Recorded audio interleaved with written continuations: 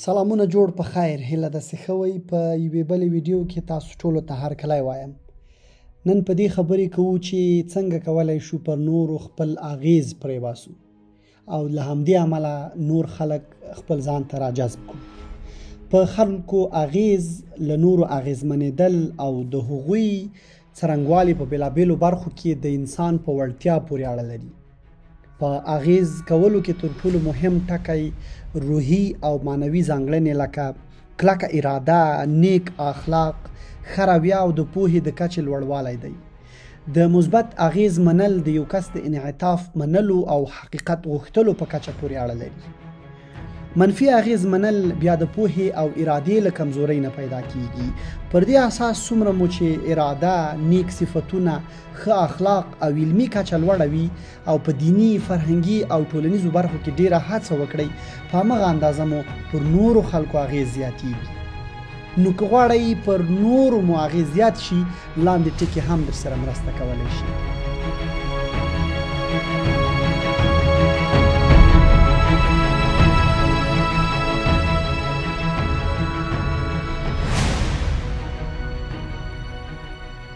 اول، صمیمیت څرګندول. له نورو سره صمیمانه مینه ولرئ او هغه ورته څرګنده کړئ. حضرت محمد صلی الله علیه وسلم فرمایي کله چې له تاسو څخه کوم یو د بل چالیوال شو، خپله مینه دې ورته څرګنده کړي. دا کار خلک ډیر سره نږدې کوي.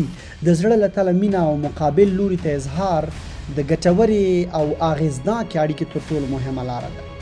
دویم، له خوښۍ ډکه رویه. د نورو د پام را اړولو او پر هغوی د اغیز تر ټولو لومړی غوره لار له خوښۍ ډکه رویه ده.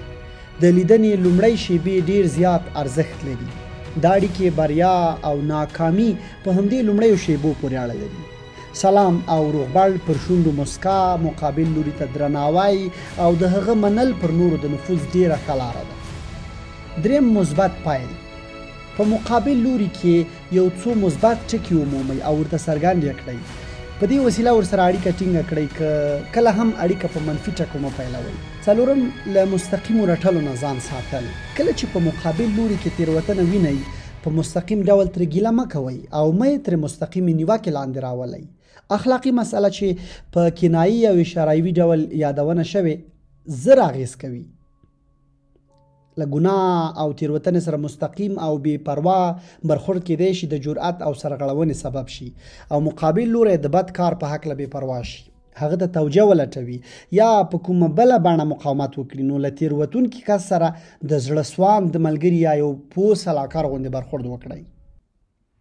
پنځم، ځان سپړنه.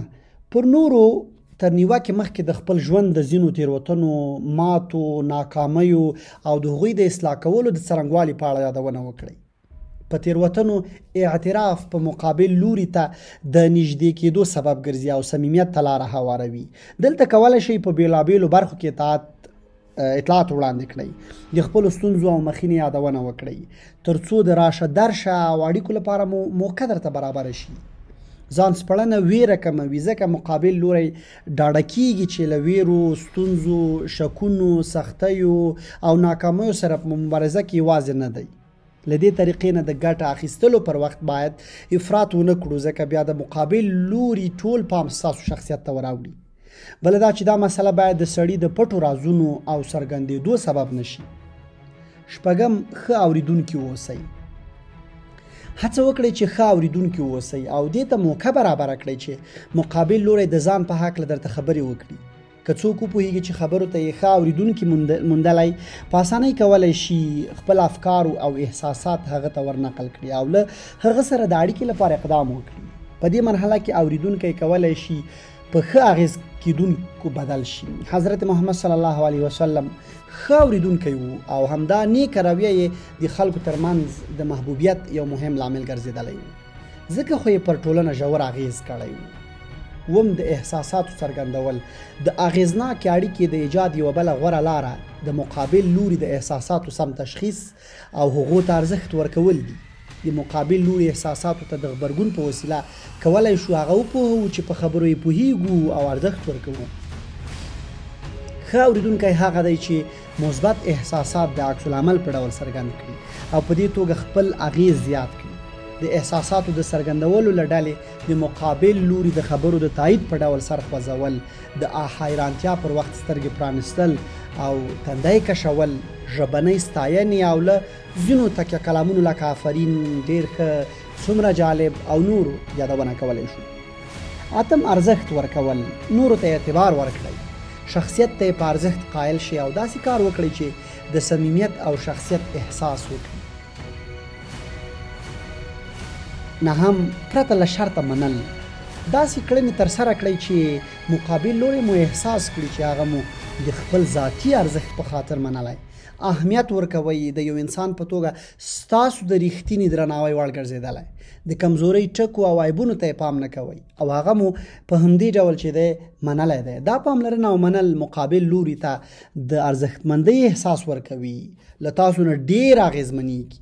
ځکه باید مقابل لوری پرته له کوم قید و شرطه یوازې د هغه د ذاتي ارزښت او انساني ماهیت په خاطر ومنئ او هغه ته ریښتینی درناوی ولرئ. لسم، انګیزه ورکول، د خپلو کارونو په هکله مو په مقابل لوري کې شدیده علاقه او لیوالتیا پیدا کړئ او د ترسره کولو لپاره یې لازمه رواني فضا رامنځته کړئ. د مقابل لوري ډېر کوچنی پرمختګ هم وستایئ او په هڅولو سره یې هغه ته داسې احساس ورکړئ چې مطلوب لوري ته تګ او د تېروتنو جبران ساده خبره ده او په اسانۍ سره کولی شي چې ستونزې حل او نیمګړتیاوې جبران کړي. 11، مطلوب کړه وړه، له نورو سره داسې سلوک وکړئ چې تاسو یې تمه لرئ یا په بله وینا څه چې ځان ته خوښوئ هغه ته یې هم خوښ کړئ او د هغه لارښوونه وکړئ.